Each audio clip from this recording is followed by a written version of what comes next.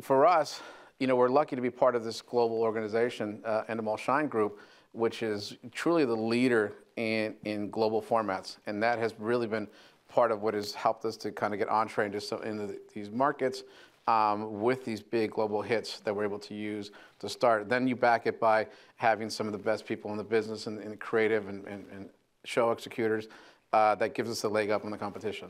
Mm-hmm. Cris, your role at Endemol at the highest levels of this company puts you in a very unique position. Puts me responsible. A lot of responsibilities. You got a lot on your plate, don't you?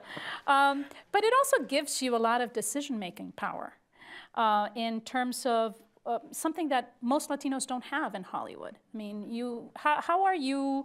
How does your cultural background play into the programming decisions you make in terms of deals that when you push for deals and bringing in Latinos, not just in the Spanish language content that you're producing, but also into English language productions? Well, I mean, it's true. I mean, there was a part of when I took this job, a little bit of, I felt that almost, and I remember talking to my dad about before taking this job, and a little bit of responsibility in taking it because there's just, and it's sad that I would be one of the very few Latinos in this position of a person deciding on what content's going to be made. At the same time, what is not unusual is, obviously, I grew up in this country, and I'm American, and I grew up overly addicted to television. And so by that nature, I'm a fan first. I love great content. I love great, great stories. I grew up in a time, I know they're calling it the golden age of television now, but I thought I was growing up in the golden age of television. I watched, so much television that I'm sure my parents now, I hope they feel like it's paid off somewhat. So to that point, my house was bicultural.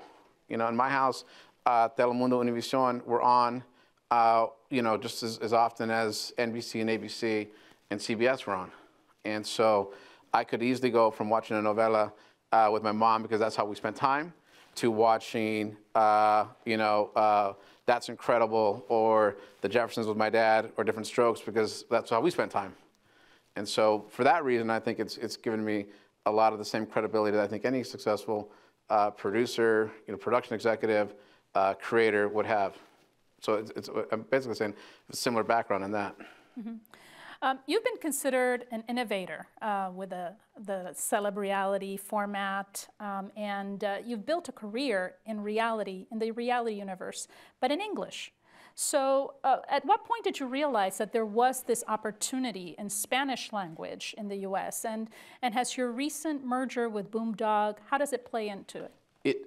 Well, yeah, I mean, I obviously, started in, the truth is I actually tried to break into Spanish television originally and didn't have any success in it. And so ended up in I guess we would say general market. And then by their default ended up in unscripted television at Bina Murray. But it ended up being the most perfect genre for me because it was so relative to how I knew I could tell stories and find certain subjects. I've always had an interest in Spanish television because it's been a part of my DNA and part of my family. I just never really had an opportunity to work in it. And part of taking on this job at Endemol when I was getting excited was that it was such a global business, and one of the things that I wanted to do was start a Latino business, and not just in Spanish, but just even, and I know we're going to get into a little bit with Flavio and Jesse and Claudia to an extent, but putting more Latinos in front of and behind the camera. And that became something, because over the years that I was starting to build a company at 51 Minds, I wasn't seeing a lot of. And so that was something that I set out my sights on, and so we've been doing really well at it.